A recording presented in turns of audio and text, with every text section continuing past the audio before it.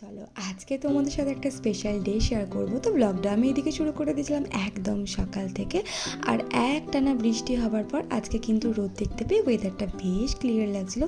দেন তো সকালে as usual black coffee নিয়ে ব্রেকফাস্টে নিয়েছিলাম একটু দুধ কর্নফ্লেক্স, আর ওপর থেকেও একটু জেমস ছড়িয়ে দিয়েছিলাম, দেখতে কিন্তু বেশ কালারফুল লাগছিলো।